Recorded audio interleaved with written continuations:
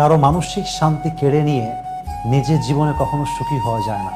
অন্যের জীবনকে জাহান্নাম বানিয়ে নিজের জীবনটাকে জান্নাত বানানো যায় না। It's quite impossible. আল্লাহর না একটা ন্যাচার আছে, যদি আপনি কারো জীবনের শান্তি কেড়ে নেন, আল্লাহ আপনার শান্তি কেড়ে নেবে। যদি আপনি কারো মনকে অকারণে ভেঙে দেন, আপনার মনটা কেউ না কেউ অন্যায়ভাবে ভেঙে চুরে চূর্ণ বিচূর্ণ করে দিবে। ভাইরে, বান্দার হক বড় সেন্সিটিভ। আপনি যে কোনো অন্যায় করেন, maybe it could be forgiven in your grave. কবরে যাওয়ার পরে আল্লাহর সঙ্গে রিলেটেড যত রাইটস আছে, যত হক আছে, এটা আপনি নষ্ট করলে আল্লাহ আপনাকে ক্ষমা করতেও পারেন, because it is in the hand of Allah সুবহানাহু ওয়া তাআলা। এটা আল্লাহর হাতে আছে।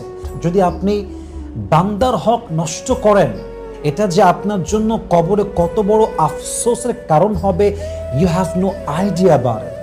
কবরে যাওয়ার পরে যে কোনো গুনাহ মাফ হতে পারে, বাট আপনি যদি কোনো বান্দার হক নষ্ট করেন, কারো জীবনকে অশান্ত বানায় দেন, কারো জীবনকে জাহান্নাম বানিয়ে দেন, কারো জীবনের খুশি কেড়ে নেন, কসম আল্লাহর কসম করে বলছি, যতক্ষণ পর্যন্ত সেই বান্দা আপনাকে মাফ না করবে, ক্ষমা না করবে, আপনার এই গুনাহ কখনো ক্ষমা হবে না। সো প্লিজ, কখনো কারো মনের শান্তি কাড়বেন না, কখনো কারো